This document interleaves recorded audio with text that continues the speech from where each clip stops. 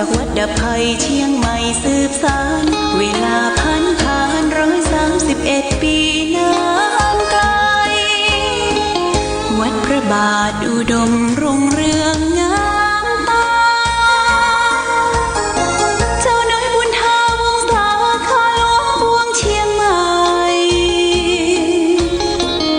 ปกครองหัวเมืองฟ้าทุ่มเทแรงกายแรงใจทุกชาติพันธุ์รวมใจรักษามัคคี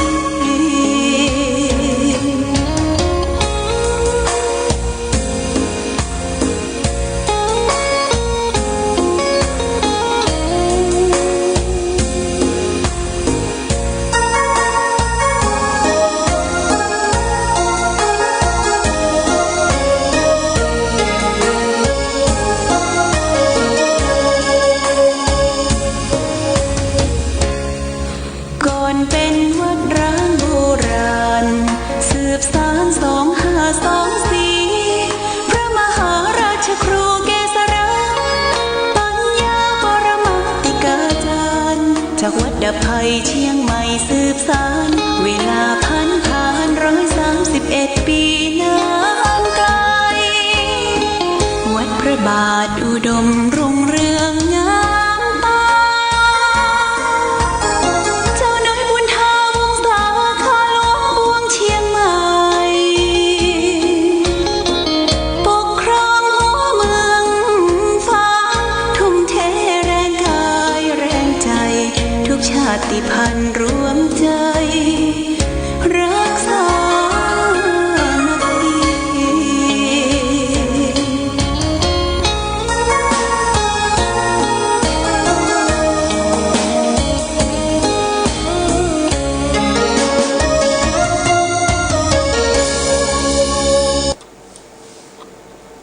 เจริญสุขศรัทธาสาธุชนญาติโยมท่านพุทธบริษัททั้งหลายวันนี้รายการธรรมประทีปส่องต่างก็ได้มาพบปะกับพ่อแม่พี่น้องศรัทธาสาธุชนญาติโยมแห่งครั้งหนึ่งวันนี้เป็นวันอาทิตย์ที่24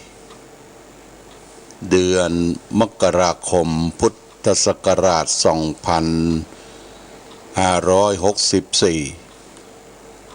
ซึ่งตรงกับเดือน5เหนือเดือน3ใต้ขึ้น11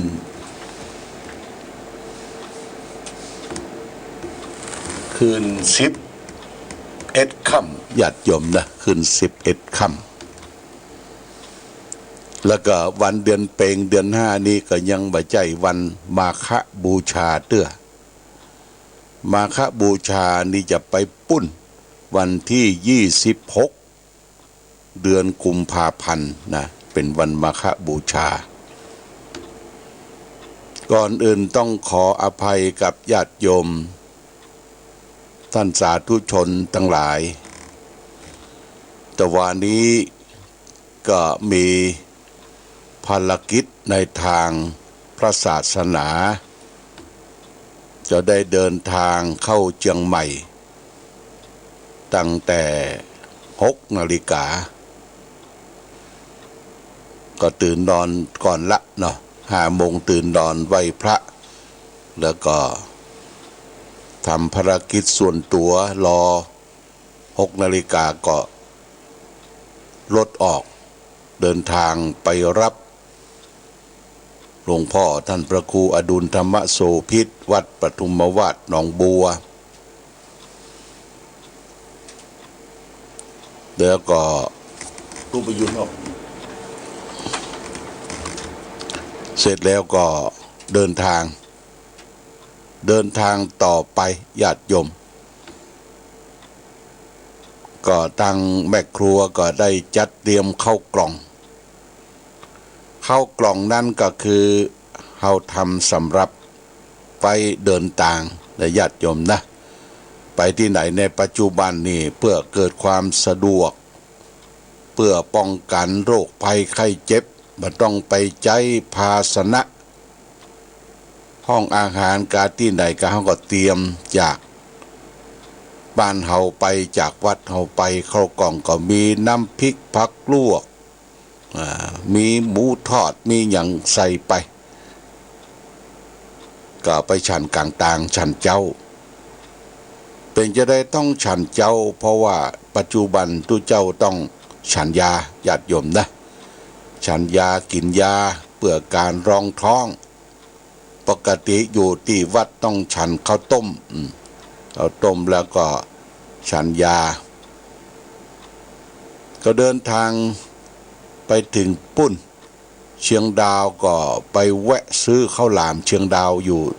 200 บาทแล้วก็เดินทางต่อไปแวะที่ปั๊มน้ำมันปุ้นที่แม่แตงญาติโยมนะทางซ้ายมือปั๊มน้ำมันซ้ายมือแล้วก็แวะเข้าห้องน้ำท่าก็ไปเจอกับหลวงพ่อท่านพระครูสถิตธรรมพิรักษ์เจ้าคณะอำเภอชัยปราการเปิ้นไปแวะก่อนละไม่ได้นัดกันแต่ประการใดท่านพระครูสิริธรรมวิทิตวัดปงตำก็ไปปะพอดีก็ไปปะเอาข้าวหลามไปแจกกันท่านพระครูสถิตครูบาดวงคำวัดป่าไม้แดงก็ไปสั่งกาแฟกาแฟนั่นก็เป็นกาแฟดำนะกาแฟร้อนกาแฟดำมาฉันกับข้าวหลามแล้วก็ท่านก็ได้มอบส้มชัยประการ 4-5 แก่นก็เอาไปติดรถไปทำภารกิจเรียบร้อยเข้าห้องน้ำฉันกาแฟก็เดินทางเป้าหมายอยู่ที่วัดตะโปธารามประตูพารามนี่ก็อยู่ใกล้ๆสนามบินเป็นสถานที่ประพฤติปฏิบัติธรรมวัดอุโมงค์นะญาติโยมอุโมงค์สนามบินวันนี้จะเป็นงานทำบุญอายุวัฒนมงคลของท่านเจ้าคุณภาวนาธรรมาภิรัตน์หรือท่านอาจารย์สุพรรณเพิ่นได้รับยกย่องเป็นเจ้าคุณละนะเพราะได้นำญาติโยมประพฤติปฏิบัติที่วัดอุโมงค์นี้เป็นสำนักปฏิบัติธรรมแหล่งที่2ของจังหวัดเชียงใหม่แหล่งที่1นั่นก็อยู่ที่วัดพระธาตุสีจอมทองวรวิหารนั่นแหล่งที่1ตอนหลวงปู่อยู่ก็หลวงปู่เป็นประธานนำญาติโยมพระสงฆ์พระวิปัสสนาจารย์ไปประพฤติปฏิบัติเมื่อเข้าไปที่วัดพระธาตุสีจอมทองเพิ่นก็คัดกรองญาติโยมนะคัดกรองตรงประตูหน้าวัดรถไปจอดแถมที่1ก็มีคนหิ้วของขวัญรางวัลเป็นแบนเป็นอย่างนี้หิ้วไปโดยก็เอาลงรถแล้วเปิ้นเฮือนั่งประจำที่แล้วก็คัดกรองเรียบร้อยแล้วล้างเจลล้างมือเอาป้ายคัดกรองมาติดหน้าอกเป็นป้ายสี่เหลี่ยมสีแดงน้อยๆญาติโยมรู้ว่านี่ผ่านการคัดกรองไปนั่งรออู้จาสนทนาพาทีในช่วงนั้นเพิ่งกะท่านเจ้าคุณภาวนาธรรมาภิรัตน์ก็ทำบุญตักบาตรนั่นเปิ้นไม่ใช่รับบิณฑบาตเปิ้นทำบุญจะใส่บาตรญาติปกพระสงฆ์องค์เดนที่ได้อยู่ในสำนักก็ดีตลอดถึงแม่ชีก็มีนะบิณฑบาตแล้วก็สิกขามานาที่บวชเป็นสามเณรีแล้วก็ที่เป็นภิกษุณีก็มีญาติโยมบิณฑบาตรายรอบพระวิหารที่ก็ท่านเจ้าคุณเพิ่งก็ทำ ทำตำบุญตักบาตรข้าวสารอาหารแห้ง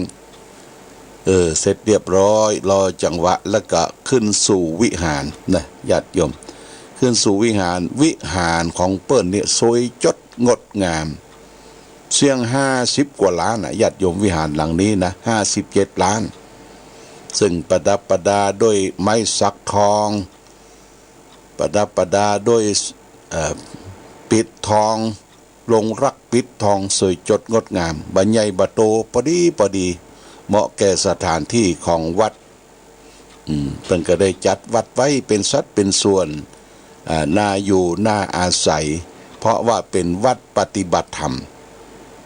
ผู้คนแม่ชีโยคีทั้งหลายก็ไปปฏิบัติธรรม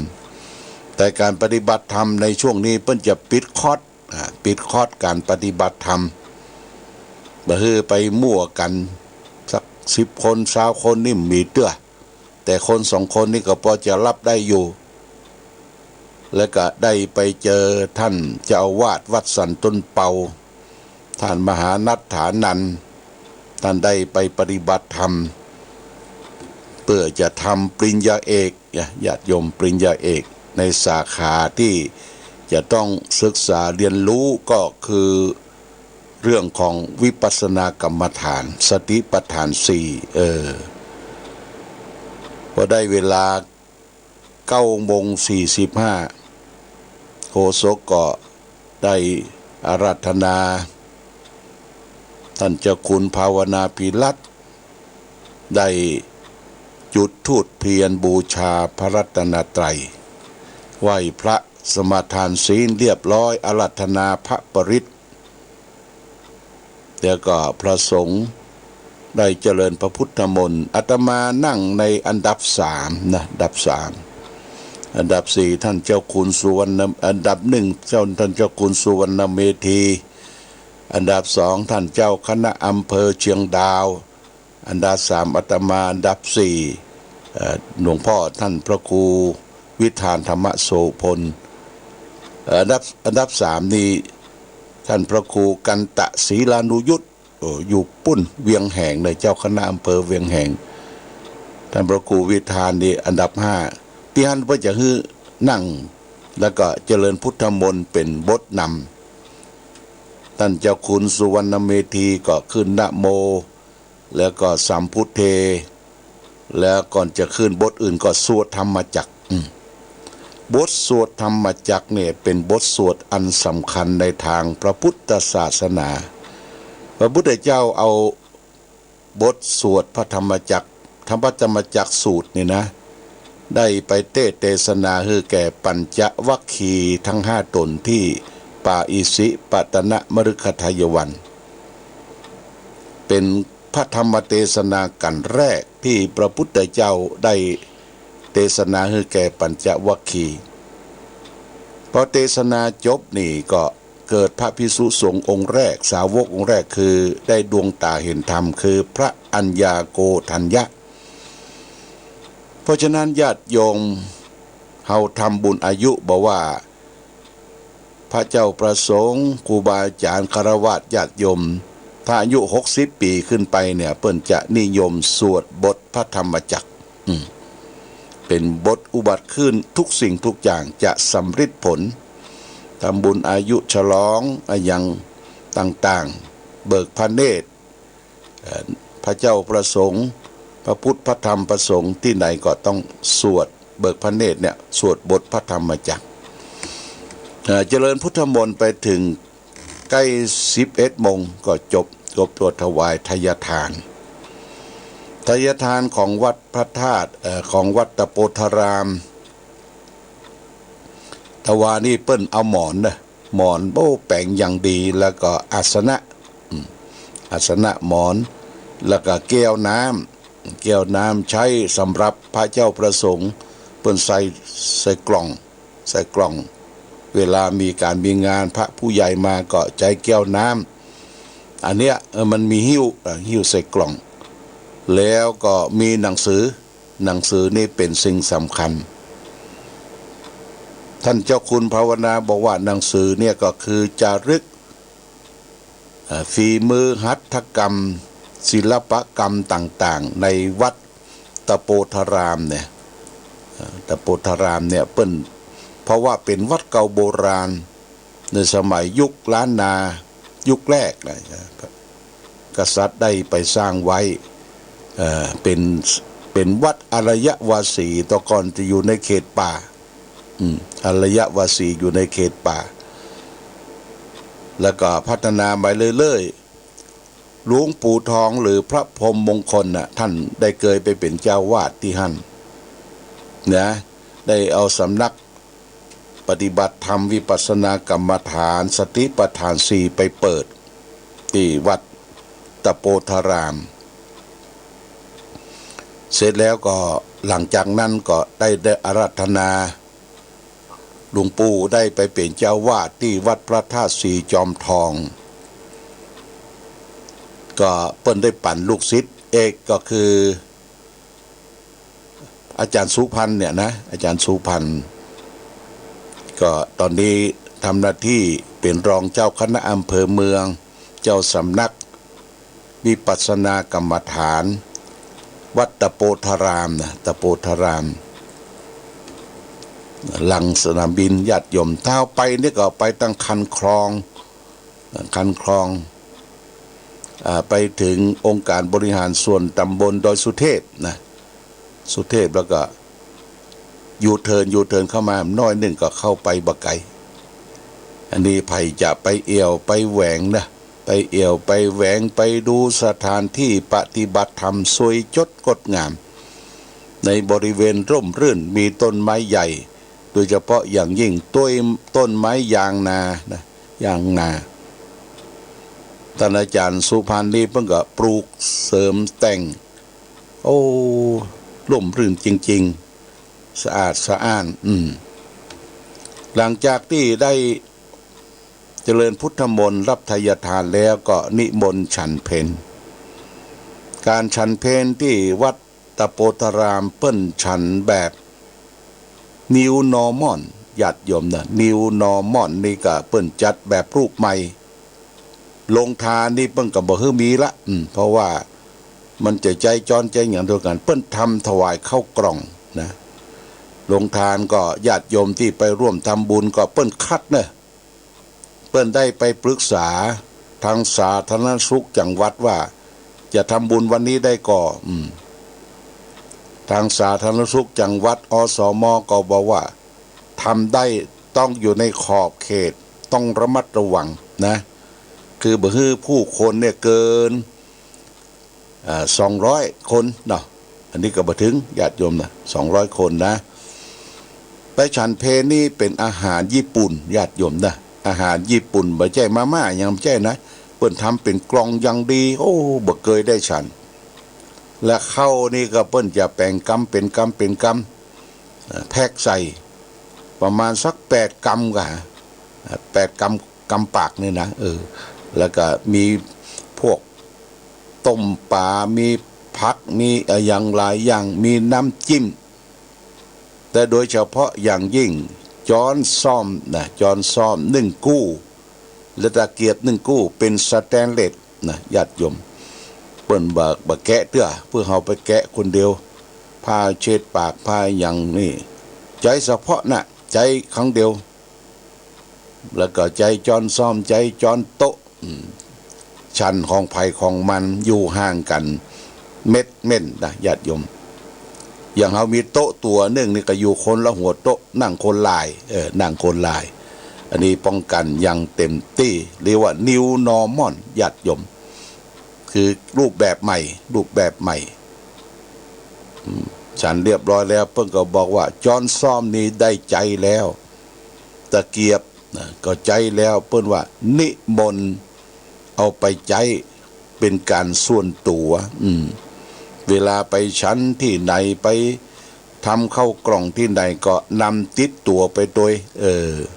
นี่ญาติโยมฉันเพลเสร็จเรียบร้อยแล้วทางคณะสงฆ์จังหวัดเชียงใหม่โดยมีพระเดชพระคุณพระเทพปริยัติเพิ่นเลขาออกหนังสือคือได้ไปร่วมทำบุญเป็นเจ้าภาพในงานศพ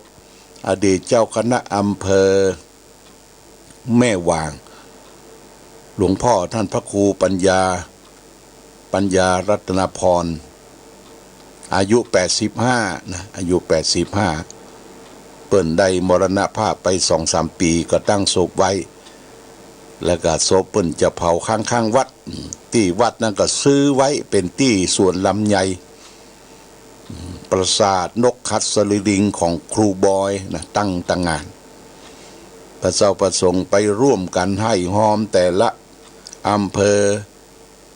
ได้สักกำหลวงพ่อจังหวัดก็ไปพร้อมโดยกองงานเลขาไปก่อนได้จัดสถานที่ได้ไปร่วมกันเป็นเจ้าภาพเงินปัจจัยที่ได้ให้ได้หอมทำบุญเป็นเจ้าภาพ